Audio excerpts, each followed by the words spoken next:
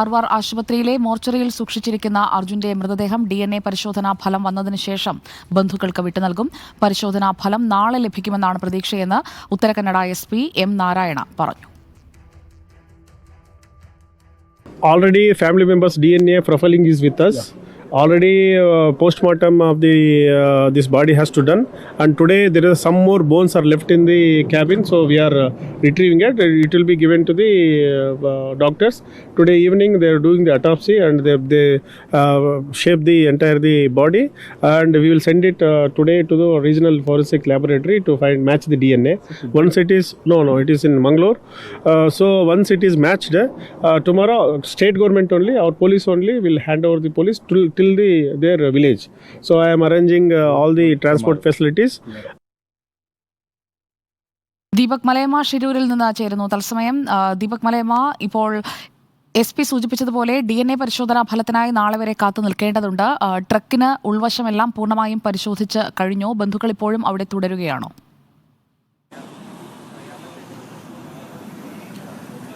Sujaya, DNA പരിശോധനാ ഫലം തന്നെയാണ് ഇനി കാത്തിരിക്കുന്നത്. നാളെ ഉച്ചയോടുകൂടി ആ ഫലം പുറത്തേക്ക് വരുമെന്നുള്ളതാണ് നമ്മൾ മനസ്സിലാക്കുന്നത്. അങ്ങനെയെങ്കിൽ നാളെ വൈകിട്ടത്തോടുകൂടി മൃതദേഹം വഹിച്ച കണ്ണാടിക്കലിലേക്ക്, കോഴിക്കോടത്തെ കണ്ണാടിക്കലിലെ വീട്ടിലേക്ക്, അർജുൻ്റെ വീട്ടിലേക്ക് തിരികെ പോകാൻ കഴിയുമെന്നുള്ളതാണ് ബന്ധുക്കളൊക്കെ പ്രതീക്ഷിക്കുകയും ചെയ്യുന്നത്. ഇപ്പോൾ ഈ വാഹനത്തിലെ പരിശോധനകൾ ഏറെക്കുറെ പൂർത്തിയായി കഴിഞ്ഞു.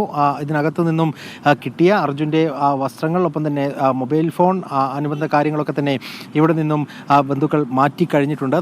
ഇപ്പോൾ അവശേഷിക്കുന്നത് നമുക്ക് ആ ദൃശ്യങ്ങളിൽ കാണാം. അല്പം ഭക്ഷണം പാകം ചെയ്ത് കഴിക്കാൻ വേണ്ടി ഉപയോഗിച്ചിരുന്ന പാത്രങ്ങൾ മാത്രമാണ് ഇവിടെ അവശേഷിക്കുന്നത്. മറ്റെല്ലാ വസ്തുക്കളും ആ തരത്തിൽ വീട്ടിലേക്ക് എത്തിക്കുന്നതിൻ്റെ ഭാഗമായി തന്നെ ജിതിനും ഒപ്പം തന്നെ അഭിജിത്തും ഒക്കെ ചേർന്ന് ഇവിടെ നിന്നും മാറ്റി കഴിഞ്ഞിട്ടുണ്ട്. നേരത്തെ തന്നെ ജിതിൻ ഈ കാര്യം വ്യക്തമാക്കിയതാണ്. വീട്ടിലേക്ക് ഈ സാധനങ്ങളെല്ലാം തിരികെ കൊണ്ടുപോകേണ്ടതുണ്ട് എന്നുള്ള കാര്യം വ്യക്തമാക്കുകയും ചെയ്തിട്ടുള്ളതാണ്. ഇന്ന് രാവിലെ വളരെ ശ്രമകരമായ ദൗത്യത്തിനൊടുവിലാണ് ഈ വാഹനം ഈ മേൽത്തട്ടിലേക്ക് എത്തിച്ചത്. പിന്നീടാണ് ക്യാബിനകത്ത് പരിശോധന പൂർത്തിയാക്കിയിട്ടുള്ളത്. ആ ക്യാബിനകത്തെ പരിശോധന പൂർത്തിയാക്കുന്നതിനും വലിയ പ്രതിസന്ധികൾ ഉണ്ടായിരുന്നു. പ്രത്യേകിച്ച് ഈ ക്യാബിൻ്റെ റൂഫ് ടോപ്പ് ഉൾപ്പെടെയുള്ള ഭാഗങ്ങൾ അത് മാറ്റിയെടുക്കേണ്ട സാഹചര്യം ഉണ്ടായിരുന്നു. അത് പിന്നീട് ക്രെയിൻ ഉപയോഗിച്ചുകൊണ്ട് മാറ്റിയതിന് ശേഷമാണ് ഇതിനകത്തെ കാര്യങ്ങളിലേക്ക് കൂടുതൽ വ്യക്തത വന്നത്. ആ ഘട്ടത്തിൽ തന്നെ പേഴ്സ്, ഒപ്പം തന്നെ മൊബൈൽ ഫോണുകൾ ഉൾപ്പെടെയുള്ള അർജുൻ്റെ സാധനങ്ങളെല്ലാം കണ്ടെടുക്കുകയും ചെയ്തു. അതായത് ഈ വാഹനത്തിൻ്റെ ക്യാബിനകത്ത് നിന്ന് പൂർണ്ണമായും ഒന്നും തന്നെ നഷ്ടപ്പെടുന്ന സാഹചര്യം ഉണ്ടായിട്ടില്ല എന്നുള്ളതാണ്.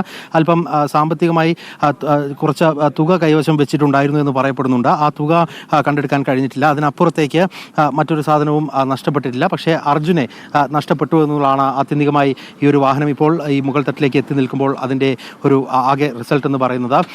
കുറച്ച് പാത്രങ്ങൾ ഒക്കെ ഇവിടെ നമുക്ക് അവശേഷിക്കുന്നത് കാണാം. കുപ്പികളൊക്കെ ആ തരത്തിൽ ഭക്ഷണം പാകം ചെയ്യുന്നതിന് വേണ്ടി ചില മസാലക്കൂട്ടുകളൊക്കെ ശേഖരിച്ചിരുന്ന പാത്രങ്ങളൊക്കെ ആ കൂട്ടത്തിൽ നമുക്ക് കാണാൻ സാധിക്കുന്നുണ്ട്. അതിനപ്പുറത്തേക്ക് ബാക്കി വീട്ടിലേക്ക് കൊണ്ടുപോകാൻ കഴിയുന്ന എല്ലാ വസ്തുക്കളും ഇതിനോടകം, വസ്ത്രങ്ങൾ ഉൾപ്പെടെയുള്ള എല്ലാ വസ്തുക്കളും ഇതിനോടകം തന്നെ ബന്ധുക്കൾ ശേഖരിച്ച് കഴിയുകയും ചെയ്തിട്ടുണ്ട്. ഇനിയിപ്പോൾ സാങ്കേതികമായി DNA എന്നുള്ള ആ ഒരു റിസൾട്ടിലേക്ക് മാത്രമാണ് കാത്തിരിപ്പ്. അത് വന്നു കഴിഞ്ഞാൽ തന്നെ നാളെ ഉച്ചയോടുകൂടി ആ ഒരു റിസൾട്ട് എത്തുമെന്ന് പ്രതീക്ഷിക്കുകയും ചെയ്യുന്നുണ്ട്. കാർവാർ SP ഉൾപ്പെടെയുള്ള ആളുകൾ അത്തരത്തിലുള്ള സൂചനകൾ തന്നെയാണ് നൽകുകയും ചെയ്യുന്നത്. അത് വന്നു കഴിഞ്ഞാൽ തന്നെ മൃതദേഹവുമായി വഹിച്ചുകൊണ്ട് കോഴിക്കോടേക്ക് ബന്ധുക്കൾക്ക് മടങ്ങാനാകുമെന്ന് പ്രതീക്ഷിക്കുകയും ചെയ്യുന്നുണ്ട്. സുജയ.